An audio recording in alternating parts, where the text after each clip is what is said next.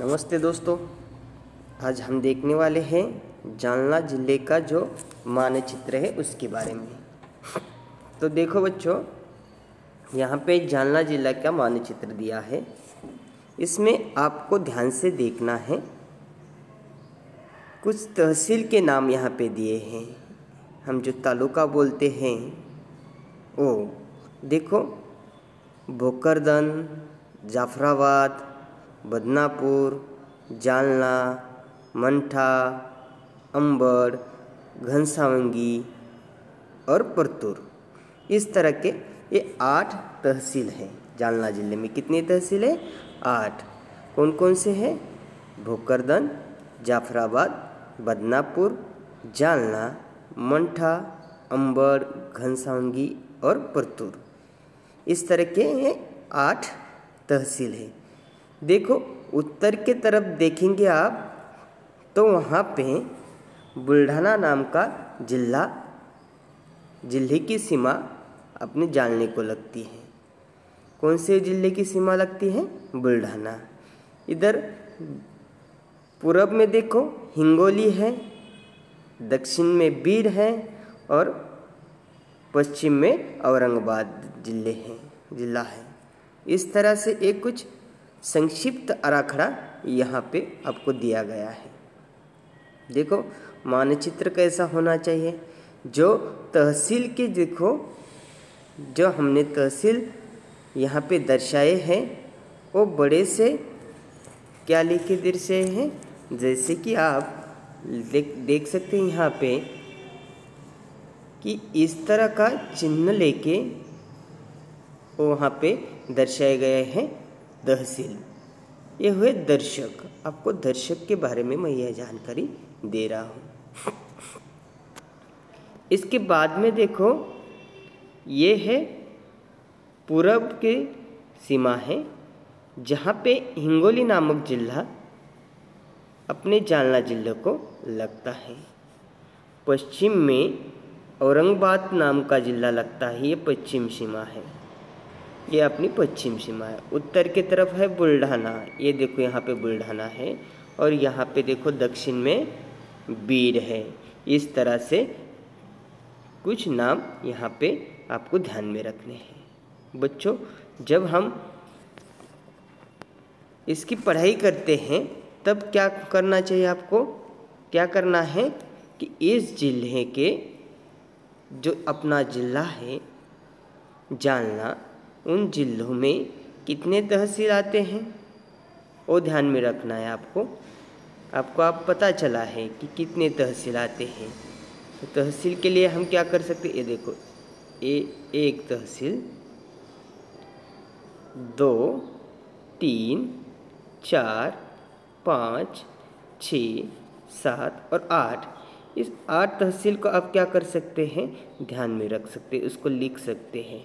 ये हुआ आपका जालना जिले के बारे में, उनके तहसील के बारे में।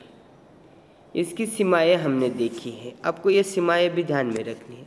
फिर आप जालना जिले में आप देख सकते हैं कि ये शहर जो है जालना जिला, जालना शहर कहाँ पे है, यहाँ पे कितनी आबादी है ये भी आप जान सकते हैं। फिर मंठा में कितनी आबादी है, परतूर में कितनी आबादी है, जनसंख्या है, घनसावंगी में कितनी जनसंख्या है, ये भी हम देख सकते हैं। देखो बच्चों, जब भी आप पढ़ाई करते हैं मानचित्र की, तब सबसे महत्वपूर्ण ये बात रहती है कि आपको निरीक्षण करना है। कि निरीक्षण के दौरान आपको पता चलेगा कि किस तरह से आप इसको देखते हैं। देखो, इसी तरह आप उसकी प्राकृतिक भी जानकारी ले सकते हैं कि कहाँ पे कौन सा ये आता है। देखो, अपने जो जालना है वहाँ पे कपास और उसके लिए प्रसिद्ध है। ऐसा हमें पान नंबर 97 के इस पे दिया है। तो आप वहाँ पे भी देख सकते हैं कि जालना में सचमुच कपास ज़्यादा निकलते हैं और ऊस ज़्यादा निकलते हैं, गन्ना ज़्यादा निकलते हैं। इसका प्रमाण ज़्यादा रहता है ये आपको देखने को वहाँ पे मिलेगा। देखो ज्वार का भी ज़्यादा प्रमाण यहाँ पे रहता है। और अपने ज़िले में आप जब प्राकृतिक नक्शा देखेंगे कि कौन सी नदी, जो दुधना नदी है और कौन सी पूर्णा नदी है, इन पे कौन कौन से बांध है, धरण है, ये भी आप इससे जान सकते हैं। आप जब भी उसका प्राकृतिक नक्शा देखेंगे, मैं आपको प्राकृतिक नक्शा भी इसका डालूंगा आपके व्हाट्सएप ग्रुप पे, उसको आपको ध्यान से देखना है, ठीक है।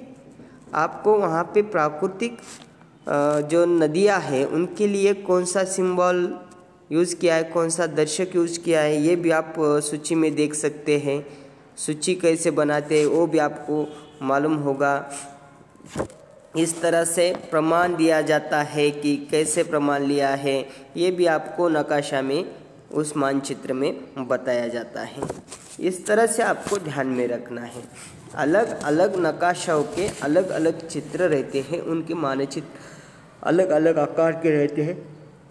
आप भी क्या करो, अपने जो ज़िले हैं, 36 जिलों का ये राज्य है, इसमें से आप कौन कौन से ज़िले का नक्शा मिला सकते हो या बना सकते हो, वो बनाना है।